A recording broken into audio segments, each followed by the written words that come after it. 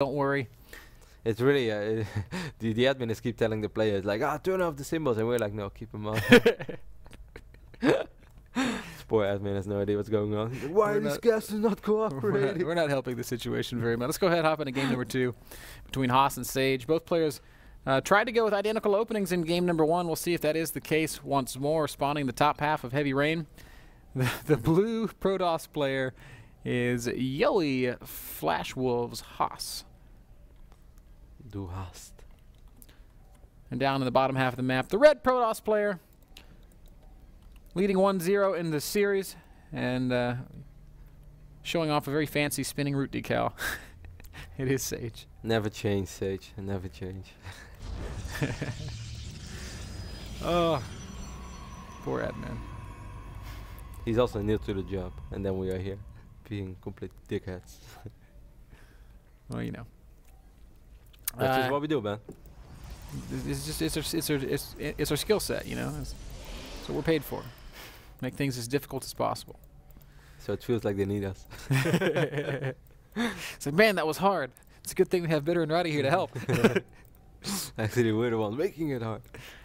Now, this is also a pretty good map for Stargate play, because of it's very hard. Like oracles can just idle over here, and then they can always fly in again. And it's very hard to run all the way around here to do something about something that's proxied over there or just idling over there. But I'm pretty sure, man, considering the fact both players want to open up with DTs, I guess they are comfortable with Twilight openings. I think just a straight up, maybe like a 2-gate expand with a Twilight follow-up, or just Twilight immediately and then an expand behind it while putting on some fake pressure, is what we are going to see over here. I think it's excellent. I don't really think it's bad against any build, even the 1-gate robo build, but that's normally a solid build to defend blink openings with an expand as well. But because here there is so much surface area that you can kind of spread your opponent in, and I think opening up with blink on this map is always a solid choice. I do want to say that I was pleased with how we saw Haas play out game number 1, and my primary reasoning being that he didn't play it out like we saw Top playing yesterday. No. Which really colored my opinion of some of the Chinese metagame. But I guess Haas is technically a Taiwanese player. He has... Well, someone on Reddit said that Top had excellent execution and macro and decision making throughout the entire series. No one knew if he was sarcastic or not. Well, I mean, it got him into the Premier League, didn't it? That's more than we ever did.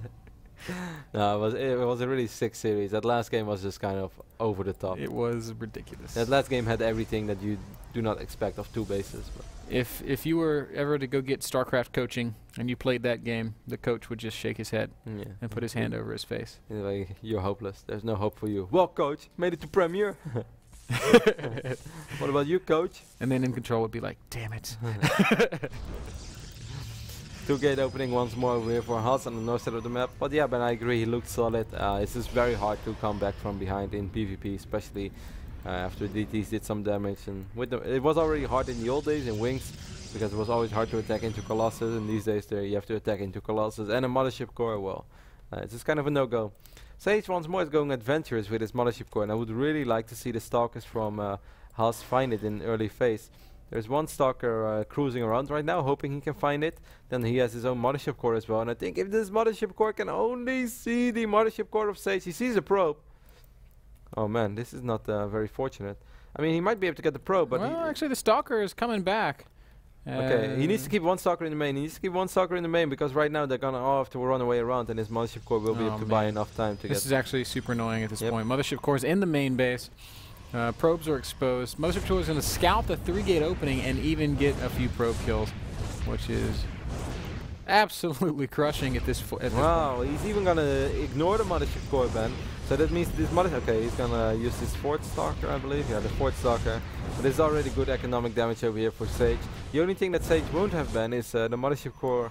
His defensive purposes. Oh my god, this is brutal. 5 kills? It is brutal, but let's not forget that Sage has only 2 units over here. Okay, he's chrono boosting, but this fight could be going. Oh no, there's not a sentry here, and Haas is going to throw down a pylon.